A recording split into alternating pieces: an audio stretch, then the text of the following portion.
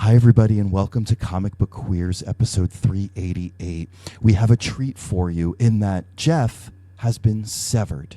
So we're going to introduce you to Jeff's new innie, and I'm going to teach him a few things about the show before we get started. So let's please welcome Innie EvilJeff.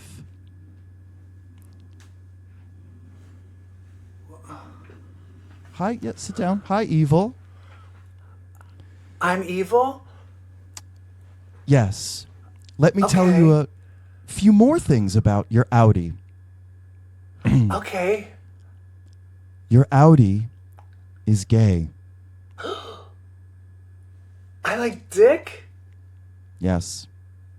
Okay, I guess I can see that. Your Outie is recently married. Oh, great!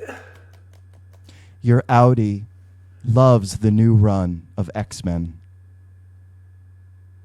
Okay, he does? All right, great. Your Outie never liked the Krakoa era. Oh, I hated it? Okay. Your Outie loves Daredevil Born Again and thinks it's so not boring. Oh my god, that's great! That's great! Oh my god, I'm so glad I'm enjoying so much of this show and of the stuff we're watching.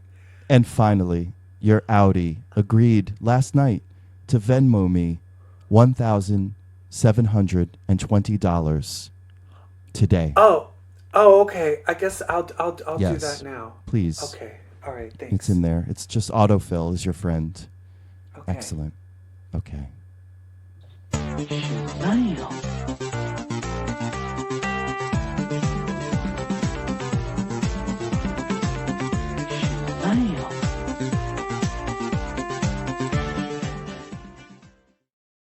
Hi, everybody, and welcome to episode... Sorry. Howdy? Did we start the show? Oh, you're back. It's you. Yes, we started the show. Your innie did the intro with me. Oh, that's amazing. You know what? I'm telling you, being severed, everyone should do it. It's great. There's no downsides. Right. Although, hold on. It's weird. There's something's going on with my bank account. It's kind of been drained. But Don't worry about that. We're about to do a new episode. Hi, everybody, and welcome to episode 338 of Comic Book Queers Legacy. I am your host, Brett, and with me, as always, is this version of EvilJeff. Hi, Evil. Hey! Is my Hey. innie good, Jeff? You know, we established that your innie is evil as well, but Oh, okay, great. Thank more God. of like a lawful evil. Oh, okay. Yeah. What evil? Am I chaotic evil? Oh, I would think so. Okay. I think that's true about us. Fantastic. I think you're chaotic evil. I think I'm chaotic good. Oh, okay. Yeah, that's why it works. The chaos. That's why it works so well. We are both creatures of chaos. Hello. And we are both comic book fans. And we are here to talk about all of our opinions while ignoring yours on this new episode of Comic Book Queers. EvilJeff, what's going on? Well, there's been 2 finales. Yeah. 2 finales. 2 big finales. Yeah, and I think we should talk about them. We're just going to jump right in to talking about... Yeah, because there's not really any hot topics. No, there really isn't. Because Nothing's I going frankly on. don't want to talk about the state of the world. I don't think there's any... Yeah? Did we ever talk about how Thunderbolts is marketing itself as like an A24 movie? Oh, you know what? I did see that. And here's my deal. I don't mind that if it actually... If you live up to it. If it looks like an A24 movie. If Right. I go and it's the same old standard type of Marvel movie, then I'm like, that's Then how dare you? dumb. But and they do false tout advertising. their crew. It's like the editor of this, the cinematographer of that. Yeah, So I that's don't see promising. the writer of. Is it the director of something cool? I don't think so. If it's not the director and writer, I don't care. The cinematography, like that stuff isn't going to make it like an art house A24 film. Who do we got directing Thunderbolts? Let's take a look. Let's find out. Who's directing Thunderbolts? Are they bona fide? Jake Schreier. Jake Schreier. What else has they done? What else has Jake Schreier done? Never heard of it. Never heard of it. Never heard of any. Never heard of any of it. So that's promising. It looks like his biggest one was a thing called Paper Towns. Okay. And then Robot Frank. If anyone has seen Paper Towns or Robot Frank, please write in. Call in now. Yeah, so that's why I feel saying that this is going to end up being some art house film. It's a far stretch. I don't... Well, I guess it's like I just need to see. The proof will be in the pudding. So Yeah. I'm going to withhold my judgment until I see it. But if it ends up being just the regular fare and they just used it as a marketing ploy, I find that kind of reprehensible. I do find that. So it's all in the authenticity of this claim. All of it. Yeah. If we walk out of there and then we record and then you say Thunderbolts is a movie unlike any Marvel movie I've seen before in a positive way, bitch, I will eat my hat. Yeah, and fantastic for it. But I'm questioning whether that's true. But I will say, just in general, I feel we are at an extreme low point for movie trailers. And movie posters, honestly. Yeah. I feel movie posters and movie trailers are so... It's all so cookie cutter. It's all formulaic. The same. And which I will say, that's great. I honestly felt if that was the trailer without touting the names, and it was just that style of trailer, then I would think it was great. Yeah. You know what I mean? But instead, they're making all the names. Yeah. But I do feel like every action movie, you take a famous song from the 80s or 90s, you put it in a minor key, you slow it down, and then it's the same old sound effects. They give away the entire movie. Did I tell you about The Gorge? Oh, The Gorge on Apple TV. The Gorge on Apple TV with Anna Taylor-Joy. And Miles Teller. Do you want to know why I did not watch that movie? Because they tell you everything in the trailer. They literally explain that they have to go in the gorge. All of the twists. I'm going to give away. They're just like, oh, it's an entryway to hell? Oh, we're now in hell? And you're like, why am I going to... Like, they gave away... Why am I going to watch this? Because literally you see them being like, what is this? What are we protecting? What is the gorge? And then they tell you in the trailer. Questions in trailers are meant to be rhetorical. By nature, questions in trailers You should not have anything from there should past be no answer. The second act. 20 minutes. Yeah. Past the first Everything act. should be the first 20 minutes. Maybe one little quick flash cut of an explosion or something. Yeah. Oh, honey, there's a comic book this week that gave away the ending on the cover. Oh, actually, thank God I brought this up because we are going to talk about that. Why would you do this? Fired. Everyone should be fired. Like that it's the dumbest thing. We've complained about this before, where there is a last page reveal and the person is on the cover. Like, what are we doing? What are we doing? And then to make it more egregious, they will have covers where nobody is in the comic book. Right. We'll talk about those comics later. I really think we need to get back to those TV finales. So, yeah. I'm starting to get angry. I'm kind of like those comic covers. That's why Trump won. Okay. Oh, I fully agree with you, and I understand what you're saying. But hold your horses, because we're going to talk about TV. What you watching? Is it me naked? No? Oh, fine. Fine then. What you watching? What are we watching? Oh, we're watching the season finale of Severance. I think this is such an hour and a half. Amazing ending. Like shot, like this ending shot is such a great... People are already making T-shirts of this, and I think I want one. Let's talk about this ending shot. Because there's one person on the planet that's going to give me the answer that I am looking for. What did this final shot remind you of from a movie? The final shot of what movie? The Graduate. Thank you. Yeah. This was the Graduate. They're not sitting; they're still running. But the whole point is the faces. We're gonna run. Yeah, we're gonna run, and now we're gonna realize but now we don't know what we're doing. We're going to run into an uncertain and very shaky future and realize, oh shit, we're about to run into an uncertain and shaky future. The uncertainty, the dread on their faces as they choose love. And I'm going to say this and White Lotus are playing at such a high caliber. Like each of these episodes are movie quality. These would be like good movies. And length. Yes. And that's why I get angry when like Marvel and other things are just dropping the ball. When you have stuff like this, you're like, we are capable of making really great, fun, interesting things. There really is room for creativity and originality. I do feel like it's the same people that hate Severance and White Lotus have the same complaint. That it's boring. Yeah. That it's boring and it's slow. And here's the thing is I don't like Daredevil because it's boring and slow. And so I'm just like, what is the difference for me between Daredevil and this? And for me, I do just feel like it's the stakes.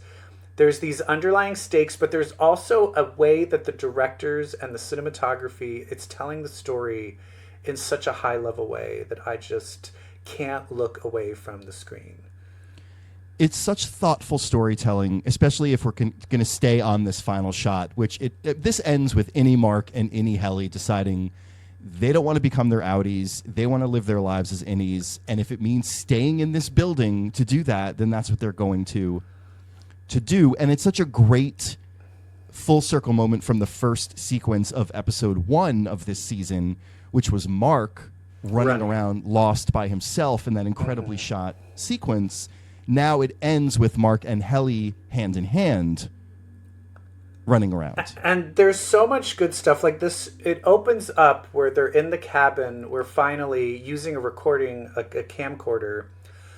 Innie Mark and Outie Mark are able to finally have a conversation with each other. Yeah. And it does not go well. It does not go well, and lot of it is because of Outie Mark's lack of humility. But I think, and I do feel when you see people, I'm reading a lot of the people complaining about the show, and I do feel there's people, like there are a lot of people that are very angry with Innie Mark for doing this, but it's like totally in character for him. But I do feel it's like, I think there's still people that don't feel that Innie Mark really deserves to be a person. There are people that don't really... yeah, exactly. And I think that's the amazing thing about this show is there's a moral dilemma that that the audience isn't fully in agreement with, which I think is very interesting and rich for a TV show, to have people arguing or not realizing that they're not fully seeing what the metaphors are here about like the working class. And it's just... yeah, it just goes well. And basically, Innie Mark is like, I don't trust you. I don't know why I should believe anything you say. Because he's like, no, if you save Gemma, we'll integrate, and then we'll both be the same person. And he's like, I don't know if I believe you. And then at the end, it turns out to be Innie Mark who is the untrustworthy one. It's Innie Mark who reneges on the kind of implied deal, not implied, explicit deal that they had together, which was Innie Mark would help Gemma escape, leave, so that Outie Mark and Outie Gemma could be together. So this is the rescue of Gemma, which really is the only promise that was intended to be fulfilled in this season. But here's the thing. But even, I think in his head, he's like, I need to go and save them. I still am going to leave. It's not like Outie Mark will never leave the building again. You know what I mean? Exactly. Yeah. But he's trying to hang on to as many precious moments of life, he being Innie Mark, that he has. Yeah. But let's be really poor Gemma. Do you think she realized in that moment when they went to, I guess... Let me make this easy. Gemma has no idea that Mark is he's severed. How could she? Okay, yeah. No, because I just read... No, because the only moment she would have seen the severed version of him is when she was instantly thrown out the door. Right. So she doesn't realize, and so she's now seeing... She also doesn't even know what severed is. Like, she doesn't know that she's been turning into other people. She knows that she blacks out. Yeah, I guess so. But she has to know that, like, she blacks out in something, I guess.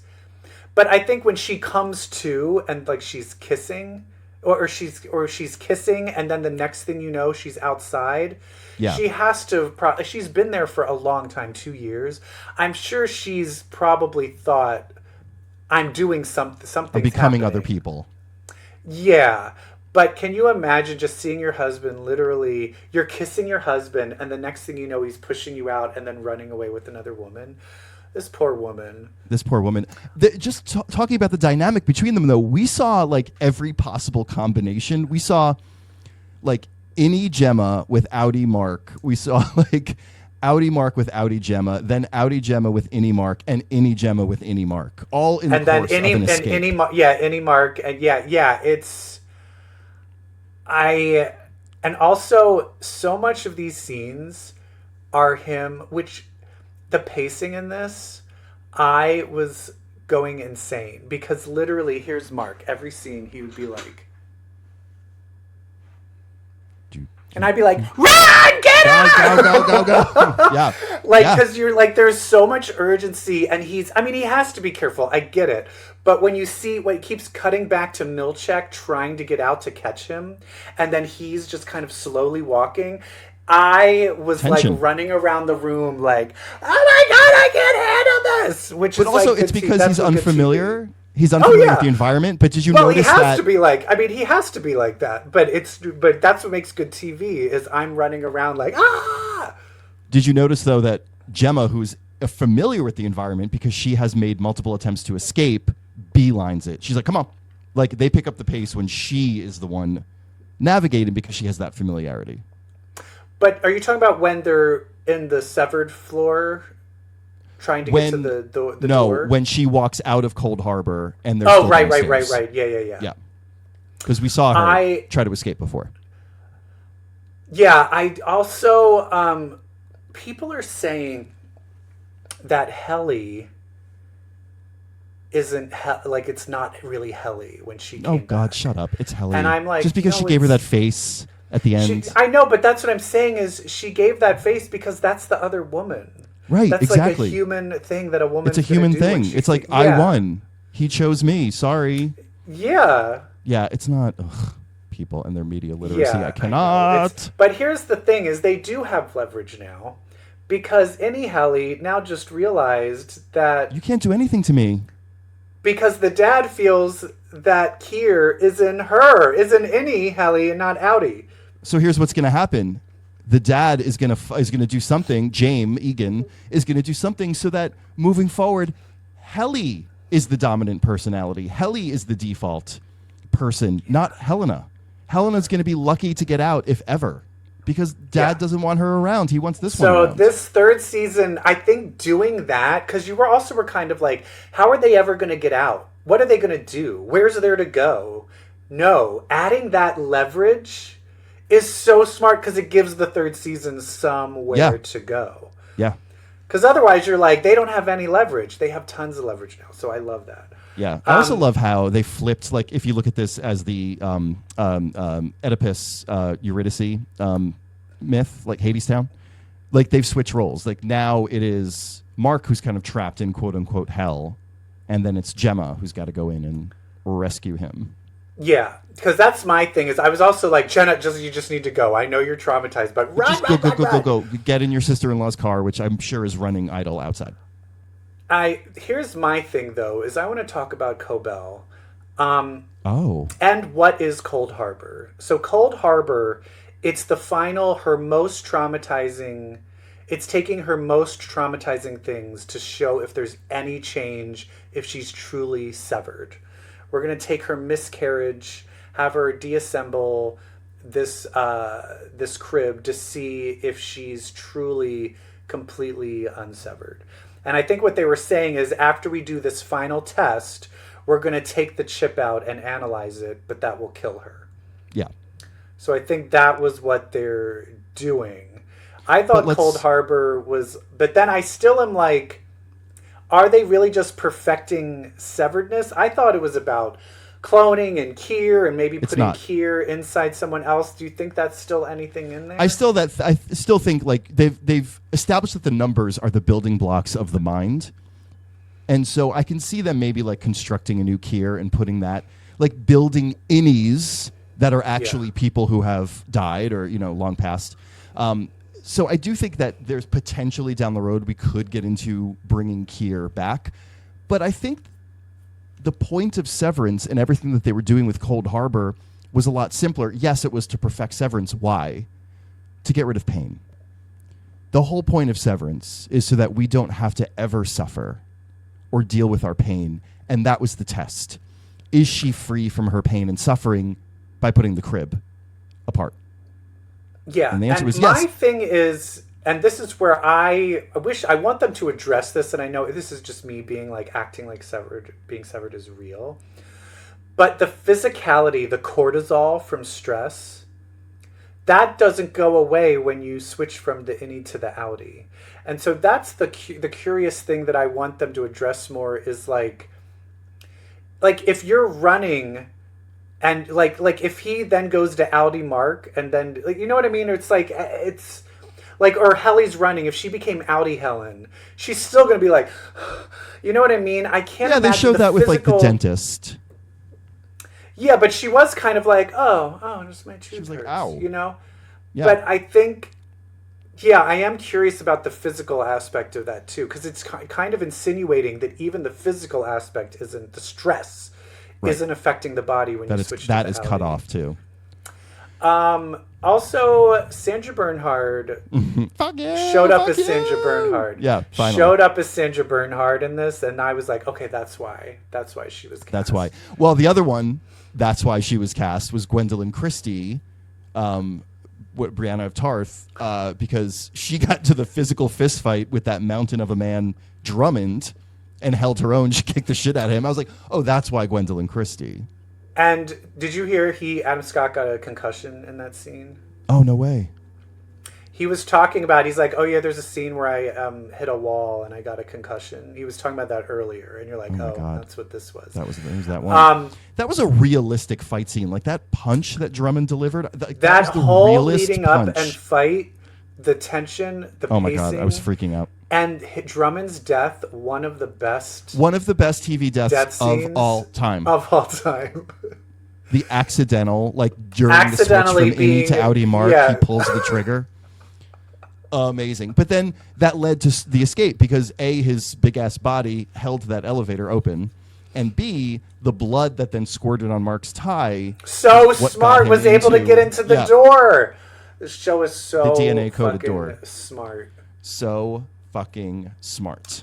The other thing about Drummond, that big ass man, is I don't know if you've watched Somebody Somewhere, the Bridget Everett show, but he is the sweet, lovable neighbor that she falls in love with over the course of the last season, and he is like the most gentle, kind person, and it's the same actor as Drummond, the big bearded guy. It's crazy. Oh, that is crazy. It's so weird to see him as two completely opposite characters. Yeah, I love seeing character actors that are villains in one thing and then play good guys. Like, I will say the latest Squid lovable. Games, I watch a lot of K-dramas, and the latest Squid Games, most of the characters I've seen in other things, but most of them are switched. Like the good guys are bad guys in other things, and the bad guys are good guys in other things, and that's really fun to watch. I love that. Yeah. Well, anyway, I love Severance. Dylan's less interesting. It's just he was denied to quit because. Do you know what that was? What? The substance. That was old shriveled Demi Moore trying to kill Margaret Qualley and being like, I can't do it. You're the best part of me. I can't kill you. That was exactly what happened with Outie Dillian. He's like, you're the best part of me. I want you around. Yeah, I want you around because now I'm like, oh, I can be that. I can be the person. I can aspire to this. Loves, which is kind of depressing. And also lovely and hopeful. But I hope it's not another fucking 2 years. No, it won't be. I don't think it will be. Also, Severance is the #1 show in the entire world right now. As it should be. Severance is now the new, like, Stranger Things. Like, the hold that Stranger Things had on people. The culturally Severance defining. is now the new Stranger Things. Well, because our relationship with work changed so much over the past 4 years, 5 years, because of the pandemic. And what the we whole owe going to our into the office, companies now and we have going to go into and- the office. Uh-huh. Like that is fundamentally has shifted. I mean, the whole like the fascist in office making everyone go back, forcing everyone to go back into the office, like that whole pendulum trying to swing back, but I don't think it can swing back fully. Yeah, well, especially when I know people where they were forced to go back, and then they're like, oh, we don't really have enough like seats and offices for everybody. Yeah, right. And you're like, you didn't think about that beforehand? That happened at my old agency. Like everyone's going back, and now they all have nameplates on desks. But everyone's like, but none of you people with nameplates on your desks are here ever. And those of us that are, weren't given nameplates, and we have nowhere to sit because your fucking nameplate's there, and I can't sit at that empty desk. Oh, corporate culture. Oh yeah, it's yeah.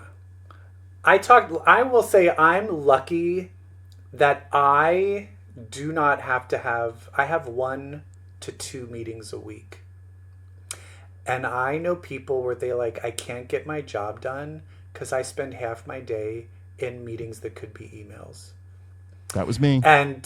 And that's where people talk about, oh, Trump or Elon Musk, there's fraud and waste and blah. We need to let it run like a corporation. And I'm like, corporations have the most useless, wasteful... They spend money on the most stupidest things. Do you know things. how much fraud and waste I've been around? Do you know how much Exactly. fraud and waste I've been responsible for in a corporate setting because I had the autonomy to get away with it? Yeah. Do you know how much alcohol my old company has bought for me? I know, right? Anyway. All right. So we love Severance, and we're lukewarm on our next show, Daredevil. It's still like, God, it's still just, I feel like it's revving up. Yeah. I just need more. Okay, so we finally get to see Frank Castle. We get to see the Punisher. But it looks like he's like, what is he doing? Why is he retired? What, is he just sitting there? Does he just sit? Like, yeah, it sucks. Day? Like, I thought he was like going to like join the team or come along for I the do ride. think we'll see. This did feel like, and that was it for Punisher. Thank you so much, everybody. Yeah. I doubt it. We'll see him come back. Yeah. But he was kind of like, they're not my people. Those cops aren't my people. All right, bye. And I'm like, all right, okay. bye. And I was like, no, can you do something about this? There is going to be a Punisher one-shot special on Disney Plus, kind of like there was for Werewolf by Night. They're going to do a Punisher one-shot, and I think he will come. I hear he will come back to the show, to Born Again, around that time. And do you think, because this is split up into 2 seasons, right? Isn't this like going to be, there's going to be a break, maybe that will happen between the break? Maybe, yeah. We also get to see the new White Tiger. That's the girl from the comics, right? That's her, yeah, that's right? Angela Del Toro. Yeah, when they were like, my niece Angela, I was like, yeah. And you're like, and there you go. Yeah. Yeah, and then he literally hands her the pendant, or what is that, pendulum? No, not pendulum. Yeah, the medallion, whatever. Medallion. Yeah. And then who is this guy with the blood on So his... this is Muse. It's a comic book villain. Okay, he's in the underground subway, which I wish I could see the Morlocks. I wish. Wouldn't that be great? A little Callisto, a little Mask, maybe. Yeah. Oh my God. So yeah, Muse is a comic book villain in Daredevil. He is basically fucked up Banksy. He is a vandal and artist, and he works with blood and corpses. And so he basically drains blood from his victims, which he was seen doing in the show, in order to create shocking art, a la Banksy. I believe he's also the guy that came up to the therapist, Matt's girlfriend, at her book signing. The weird guy that came up to her and was like, "You're really great." I think that's him. So I think like this guy will target victim. her. She's a future victim. Right. That's interesting. I'm still want more. Yeah. It's a lot of like setup right now. Yeah. What was very interesting, I thought, though, was the case Matt took on in this one, the guy who was accused of stealing Fiddle Faddle. And that whole commentary around, what was that great line? Like, they would rather spend 5 times as much money locking me up for this than they would to feed me. Like, and I thought that was well. Let's be honest. That's like 5,000 times as much. 100%. And it was great to have that point of view conveyed so well and so powerfully on the show. I like that the show took up kind of public defender and the people who need that and kind of why they commit the crimes they commit. I thought it was great. All right, what else we got here?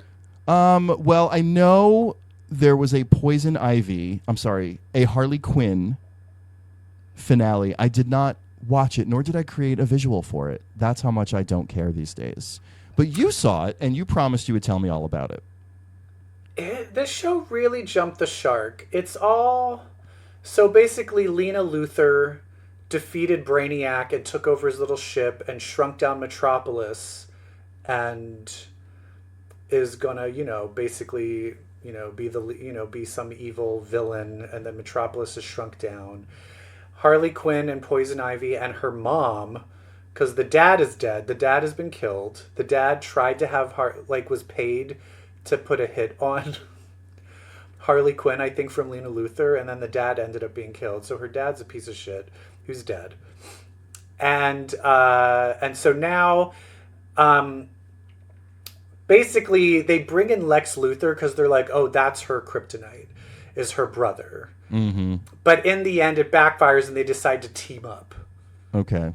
And so both of them are now together and they're going to kill them.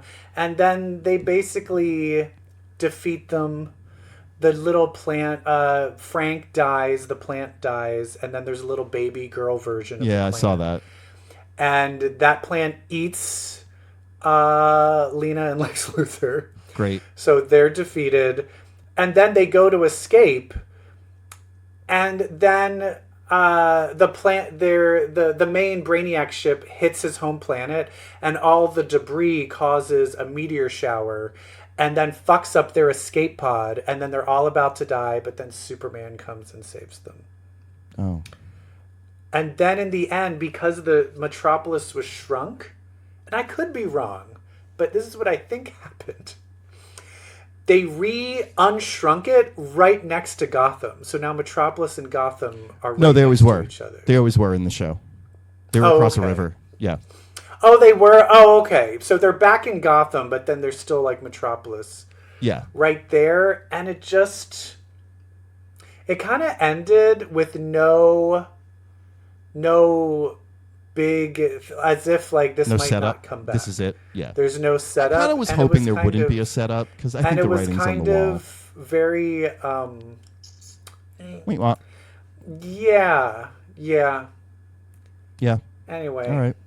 So that was that. It used to be a good run while it lasted. Yeah, I give this whole season a skip. There's that one episode with the whodunit kind of... The one whodunit one was great. The with, Alfred not murder mystery. Wadsworth. I would say Wadsworth. Alfred, and that, but other than that, every other episode was bad. Yep, agree. Wonderful. So that's TV. Are we going to talk about comics? Are we going to talk about comic books? I think we should. Okay, let's do it. It's mutants with powers, Omega for hours. Bitch, let's read some X-Men. Okay, so we did read some X-Men in our segment called I Want to X You Up. And our first X-Men book is Psylocke number 6, which, by the way, bitch, did not realize until today when I read it, this is an ongoing. This is not a limited series. Oh. Because she's like, and my next arc, I'm like, oh, I thought this was it. I thought it was taxonomist, defeated, done, back to the X-Men, good, we're good. No. We're starting a new arc about her relationship with Betsy Braddock, and I'm here for that. Well, it turns out he's not a mutant, just fucked up. Disabled? Yeah, he's mutated, but he's not a mutant. He doesn't have an X gene, but he's got this horrific mutation.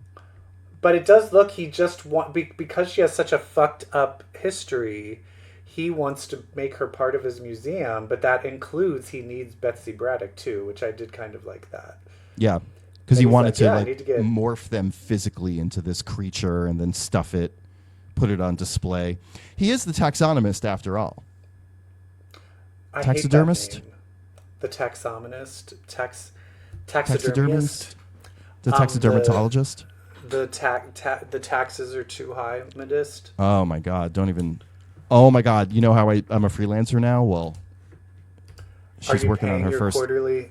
Oh, are you girl. paying your quarterly taxes? I didn't because last year, I did it midway through the year, but now I'm going to be on track to pay quarterly. But what I owe?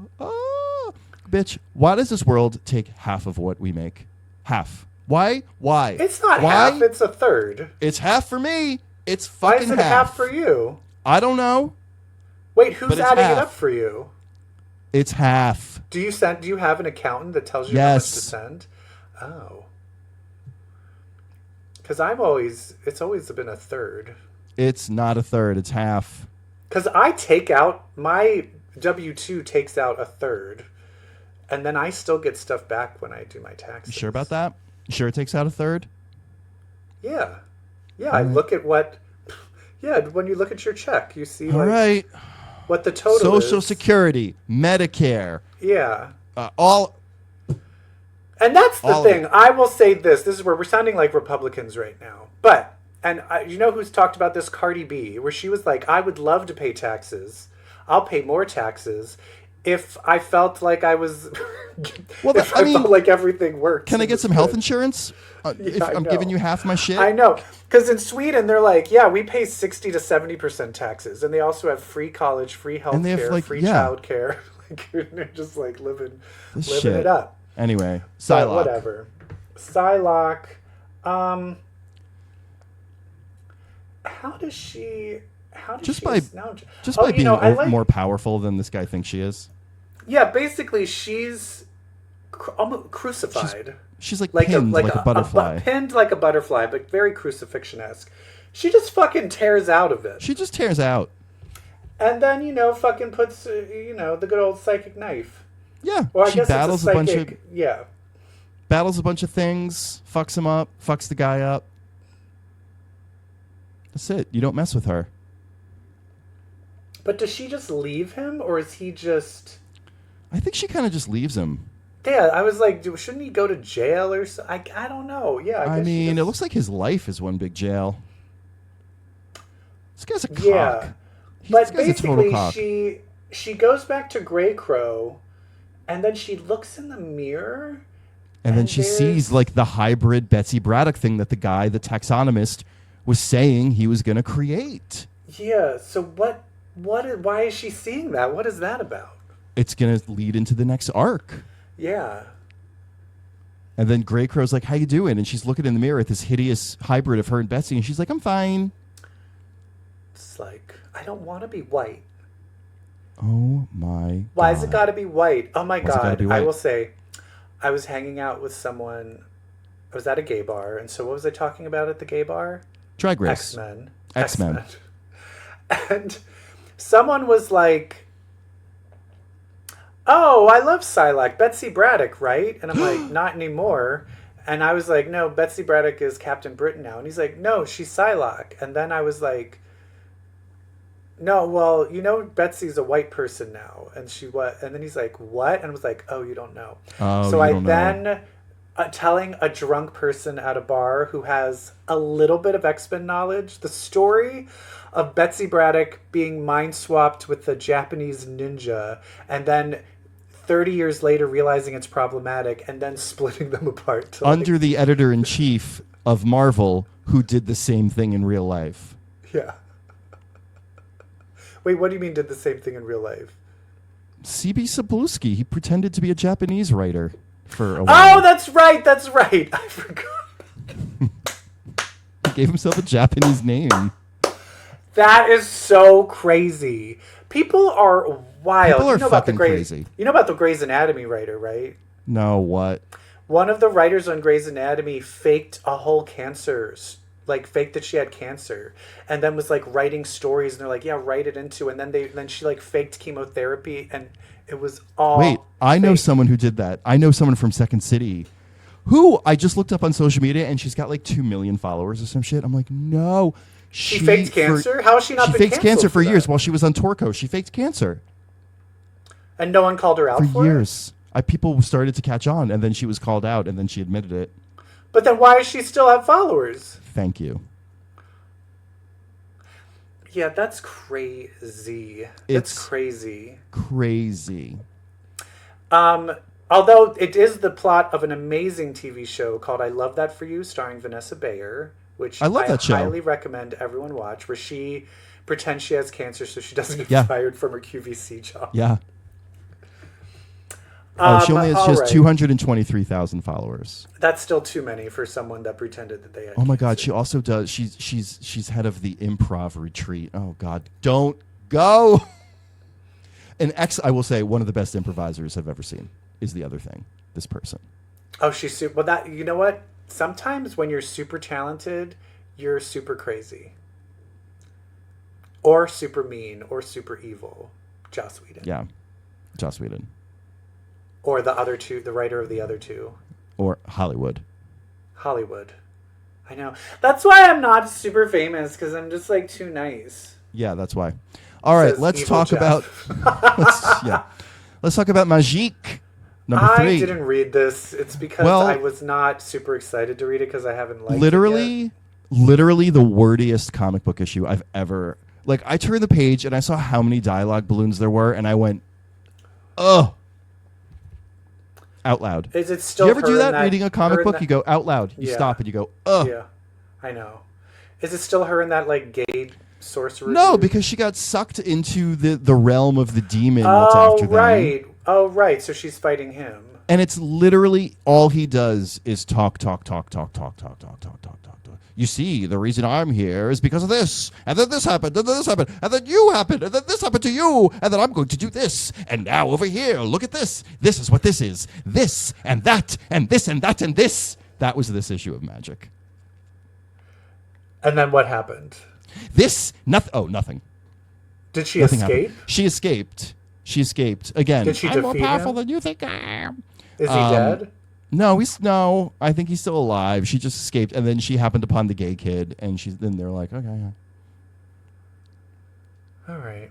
Well, there you go. Magik. Oh, but the thing was, in order to escape, the demon, he was like, I'll make a deal. I'll let you out if you let me, like, all of your, like, control that you have on Darkchild that you've built up over the years to keep her inside you in check. I'm going to destroy all of those controls, those bonds.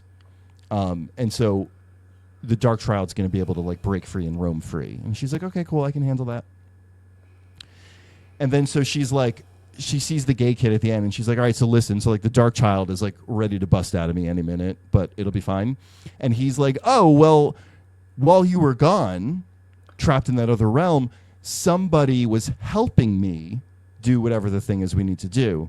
And she's like, who? And he's like, oh, a girl you know.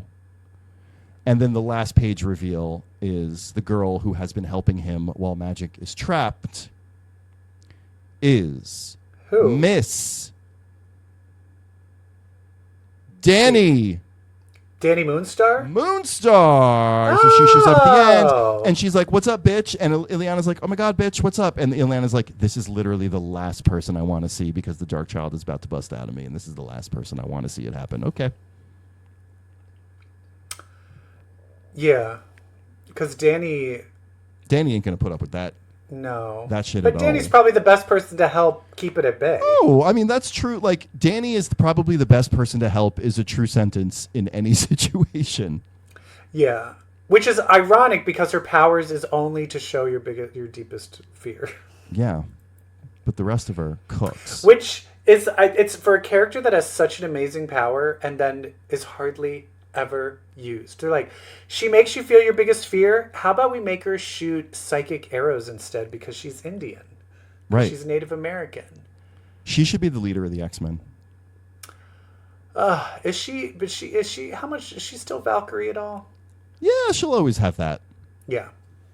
She'll always have that. Now we're going to talk about Exceptional X-Men number 7. This is the one. This is the cover. This is the cover. How And not fucking only dare is you? it the cover, it was last week. It shows next month, Right. Like last issue, they showed next month. So they showed this cover last month. So you're like, oh, this guy's sinister, because it shows the head of that corporation. What's it called? I don't even remember. Verity. The mutant that's the head of the corporation is really just Sinister in disguise. collecting everyone's DNA. Or via an app. Yeah, Kel Surprise. Can I just say, like, it's too soon for Sinister again. But also, I love Sinister. But also, there was so much of him at the end of Krakoa. Yeah. And, like, we beat his ultimate form, and, like, he's back, like, up to my old tricks. Yeah. Which I'm not mad about it. If there's any villain I want Kitty, Bobby, and Emma to fight, it's him. Is what's the empath's guy's name? Axo? No, yeah, Axo. AXO. Is he gay? I don't know. He Should feels be. very gay bi-coded. Yeah, agree.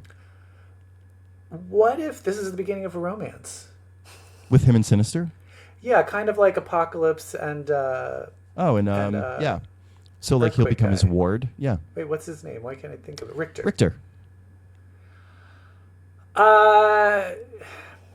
It needs to do something interesting because Sinister's been through so much. You can't just be like, and here's old Sinister. Like, It's we have milked... That's my point. Like, we have milked Sinister for all he's worth, and now it's like, it's just me. I'm basic Sinister looking for that sweet DNA. We're like, bitch, you've taken this to the ultimate place. I also feel that this started off really delving into emotional connections, and I feel like it's kind of losing that. I need a little more of what's going on with Kitty and Emma. Me too. I don't give. Me too, and I don't give a shit about these kids as We much. opened inside the mind of Emma Frost. We opened with Emma doing an inner monologue, getting dussied up. She's talking about our truest loves, the ones that got away. And she sees a photo of Namor, a photo of Tony, a photo of Cyclops. And she's like, yeah, none of these are my truest love. She's like, I'm talking about my truest love. And then they flash back to Krakoa. The kids. Pedophile. The kids. Pedophile. She's a pedophile. And then she's, blah, blah, blah, blah, blah. My truest love, my truest love. I guess she's saying it is the kids. She's doing it all for the kids. She's doing it all for the Nookie. Yeah, I still feel there's something kind of severed, pun intended, with her. Neutered. Yeah. There's something a little neutered with her. She's kind of just like this supporting character. Background. Yeah. And I like want the her to become a supportive little character. more up in front. And especially Bobby, too. Bobby's just always like, hey, it's me. I got a call from somebody. And you're like, I think they're focusing so much on establishing these new characters. But I like the old characters at the expense better. of the characters we care about. Yeah. And I do feel that Uncanny X-Men is not doing that. It is still delving into Rogue and Gambit, balancing and it Jubilee nicely. and Nightcrawler, and Wolverine, in addition to the new kids. Yeah. So they need to step their pussy up, Mr. Ewing. Step the pussy up. That's all I have to say. Let's move on to X-Force. This one, X-Force number 9, this delivered something. This shows you how bad this comic has been. This was the best issue. And it's the crossover one. And it's the crossover of a crossover that I don't even like. And right. You want to know why I liked it? It's the best issue of the whole crossover. Because other than Uncanny, because it actually was dealing with the plot of the crossover. The crossover! Right. It kept cutting back to the fight with Forge and Psylocke and Rachel, and I'm like, I don't care. Go back to Sage. Because Xavier contacts Sage, and she's kind of helping him. She's a loyalist. Yeah. He's Professor X all the way. So he's got the egg. He's got the resurrection egg that he stole last issue. And he's like, Sage, I need you to come get me in this egg. And she's like, I'll send a teleporter to get you. And she sends Will.i.am from Wolverine Origins. She sends John Wraith, played by Will.i.am. Yeah, I had to Wolverine look that Origins. up. I had to look that up and be like, that's the teleporter they went with? And then I was like, okay.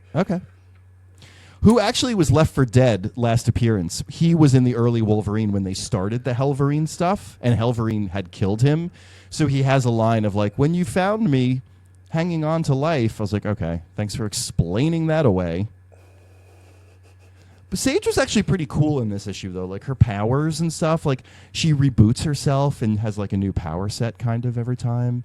And he's like, so Xavier's like, is this Teresia? Her full name, I guess?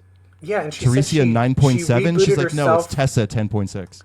She rebooted without any Telepathy. telepathy? So she got rid of her I didn't know telepathy powers. She had telepathy? Yeah. I don't Oh, yeah, she had, like, I didn't know light level telepathy, yeah. Oh, so now she's just full on Just computer. computer powers.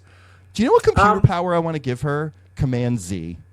Undo. She can undo the last thing that just happened. That's a computer power. Or print. She can print things. Oh my god, that's hilarious. Or hide the app. Hide. But here's the other thing I liked. They show who's in the egg. And it's that bitch Lilandra. It's Lilandra. It's Lilandra. And he's like, bitch, let's go get on a spaceship and go get our daughter. She actually she jumps right in. She's like, what the fuck? And then he's like, let's go get our daughter. She's like, let's fucking go. Yeah. She's great coming out of that egg. And it's smart because if Landra's alive again, she probably has like the biggest right to the throne. And so that's really interesting. Watch Lilandra try to kill Xandra. Be like, bitch, it's my throne. Crazy. I don't love you. I'm a clone. But but then it kept cutting back to the El Diablo stuff, and I'm like, I don't care. I still don't understand why Colossus is there. And also, how did Colossus turn his hand into a sword? Yeah, that's not his powers. What's going on? That's not his powers. And also, when he stabbed Tank, there was blood. I thought Tank was a robot. I did too. Is Tank? We still not know who. Is it Guido? Is it Guido? I don't know. Is it Guido Carosella? Maybe. Why don't we go with that? But yeah, next issue it'll be garbage again. So great. But you had this one. This threw me for a loop. That this was the most interesting one. I know. I honestly, I did not see the Lilandra thing coming, but when it happened, I was like, makes total sense. Yeah. That's the only correct answer. Yeah, I really thought there would be a mutant. I thought it was going to be Hope. Well, when he was like, we've done this before with Steve Rogers or something. Oh, well, when he said that, you were like, human. oh, shit. Yeah. But no, it's an alien. Thank God it wasn't Hope. Yes, keep Hope dead. Keep Hope dead. And yeah, that's my new autobiography title. Keep Hope dead. Oh, remember, keep Hope dead. Is that the last one? That's it. That's it. All it. right. I will say, I'll give you an update quickly on One World Under Doom. Doom took away Thing's powers, and he's just Ben Grimm. So he's like in human form? Yeah. Does that mean he's super grateful and happy, and so he's all like pro-Doom? He's pissed. Yeah. Oh. It was very sad. Because like Doom was having this big UN conference and the Fantastic Four, it's very dumb. Like the Fantastic Four was like, if we attack him and beat him, he'll look weak and then no one will listen to him anymore. And I'm like, what logic is this? And they attack him. Stupid. He wins. They look like idiots. He looks great. Heroes now look like idiots. He looks like a savior. And then he's like, and look at what a savior I am. The one thing that Richards could never solve, I will solve. And he turns the Thing back into Ben Grimm. Is he still with his blind girlfriend? Yeah, they're married. Well, and then she touches him, and she's like, ugh, it's smooth. Ew, it's smooth. Ooh, soft. what is? It's soft. It's small. Oh, Poor Thing. poor Thing. Oh, poor Thing. Do you know? Did I ever tell you this? That I have a friend of a friend who collects any comic book or like will turn any panel into art of sad Thing. So like anytime a comic book has a panel where the Thing is like crying or dejected, he will buy it because he collects Thing being sad, which I think is such a great thing to collect. Oh, that's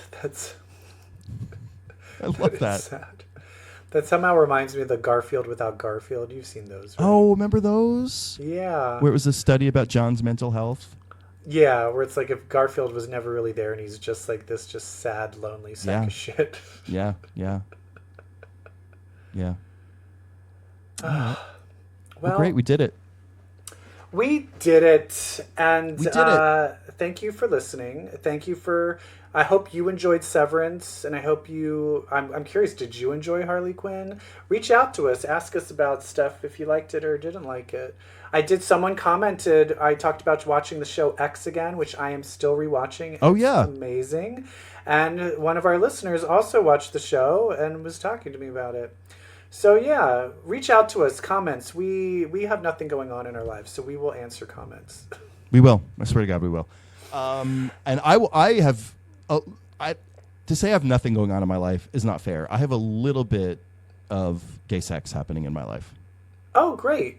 I do. Ever since I started reading comic books, I've had gay sex. Is that what did it? Why did reading comics make you start having gay sex? Well, because if you read comics, well, then that makes you queer. Bye. Bye. Bye.